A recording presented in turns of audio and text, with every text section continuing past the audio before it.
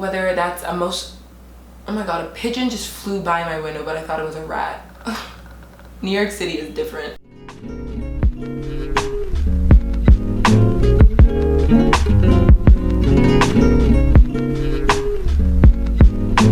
What's up guys, it's Sophie. For today's video, I wanted to talk about the term that Megan Thee Stallion coined, hot girl summer. A video like this was kind of requested, not necessarily like the hot girl summer, but more of how to have a self-care summer, and I thought I would just call it hot girl summer because that's what I've been calling it all summer. So as summer is coming to an end, I kind of wanted to talk to you guys about things that I learned or took away from this summer that I'm kind of going to carry in to the rest of my year and like the rest of my life. This is not a hot girl summer, this is a hot girl life. So hopefully you can take away something from this video. Real quick though, I just want to give a shout out to Sips By for not sponsoring this video, but they sent me a box of tea, and y'all know how much I love tea. They made my hot girl summer even hotter with some piping hot tea.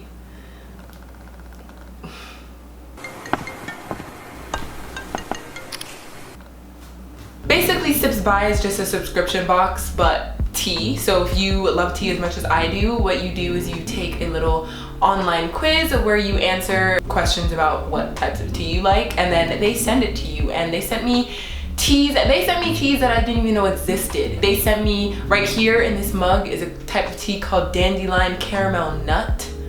What the fuck is that? I don't know, but it tastes great. So thank you, Sips By. If you want some tea, there will be a link in my bio. They're not paying me at all, but I think that it's really cool, so you should check it out. So anyways, without further ado, let's begin.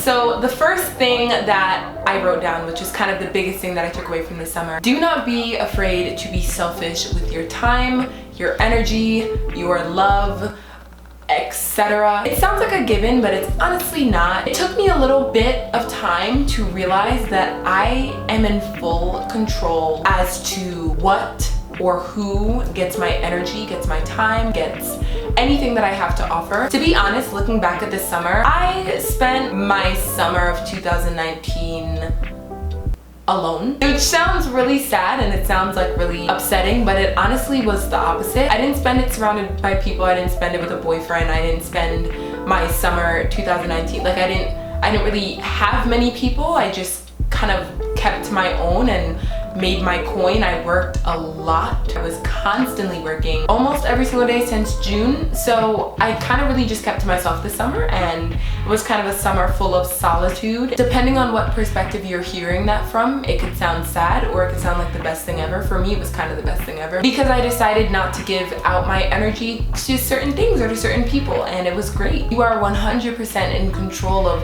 who you're giving your energy to or what you're giving your energy to, and if nobody deserves it, then don't give it to them. Then give it to yourself. And if you look around and you find yourself in a place where you don't have many people that you're surrounded by, it's not necessarily the worst thing in the world. Number 2, keeping yourself busy. This is basically what I did all throughout my summer. I think I actually kept myself a little bit too busy. No matter what type of funk you're in, or if you're sad, or if you're going through something, if you're surrounded by not a lot of people or you're surrounded by a lot of people, it doesn't really matter. Having a productive day, whether you're working or you're doing a hobby, whatever it is, but just keeping yourself productive feels so good. I cannot spend my entire summer in bed. I can't spend my entire summer in the house. I have to be doing something. I have to be just keeping myself busy doing any of my hobbies, whatever it is. Going out and doing stuff with your day and just enjoying time, whether that's spent by yourself or with friends or working, can be a very good feeling. So keeping yourself busy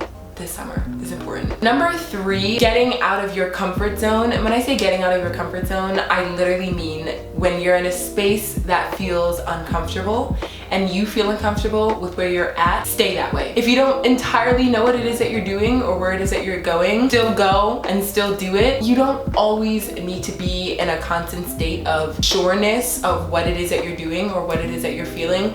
There will be moments where you feel uncomfortable. That was basically like the entire beginning of my summer, but then you get used to it and then you adapt. Every single time you feel uncomfortable or like change is happening and you feel weird or feel scary or you feel uncertain about what's going on, you will adapt. You will adapt. Do not spend your summer being in your comfort zone. The best part though is when you kind of adapt and you figure it out and then you go from there. Number 4, go out on a few dates or say no to all of the dates, which is exactly what I've been doing.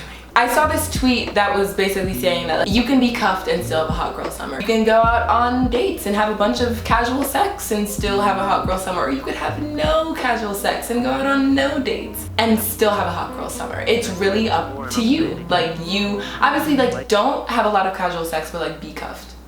Don't do that. It really goes back to being selfish with how much of your energy you give out or who you give it out to. Like for me, I know I literally just started the video by telling you I spent my summer alone, which is very true. I had a lot of opportunities to not spend it alone, but I chose to. I didn't really want to give my time to certain people or to anyone. But then I have friends that will go out on dates like every other day and they're having a hot girl summer just as much as I am. Number 5, this one is so important. Having time to be alone and present with yourself at least once a day. As I mentioned before, looking back on my summer, I kind of regret how little time I gave myself, how little breaks I gave myself, like downtime. Like I said, I've kind of been working all summer and I've been very, very, very busy since June. It would be very rare where you would catch me like in my bed watching Netflix, but I honestly could have done that more. But now I'll give myself like an hour to 2 hours every single day where it's just time for myself, where I'm not working, I'm not doing anything. I'm probably eating, watching Hulu or Netflix, and my phone is normally turned off, which is also really important. That's like a good habit to have, really, not even just for the summer, but that's even like more important when classes start and you're like bombarded with so much work. To have that time for yourself every single day will be a lifesaver mentally. And then the last thing is really just to take care of yourself. Taking care of yourself emotionally, mentally, physically. For me, physically was very important. There was a point in June where I would be working every single day and I would get so busy where I would forget to eat. I just wouldn't eat. Not on purpose, I would just forget to. I would look at the clock and I'd be on a shoot and it would be like 5 p.m.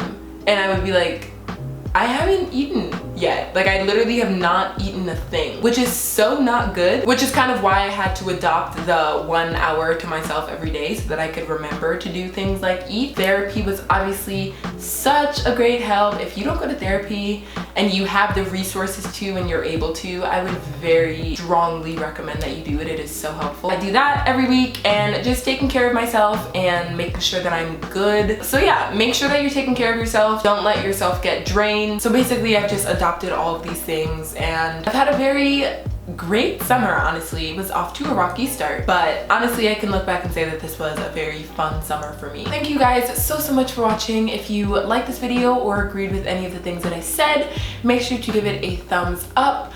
Comment down below how you've been having your hot girl summer, any fun things that you did this summer. My hot girl summer has just been making as much coin as I can until I go to college, to be completely honest with you. This is my comment of the week. Thank you so much. I appreciate you. If you want to be the comment of the week, then all you have to do is follow me on Instagram and interact with me on there. I'm literally always on that app. So if I see you, then I will screenshot your page and put you in my video. But yeah, thank you again for watching my video. I love you all so much and I will see you next week with another new video. Bye! I can't sleep at night.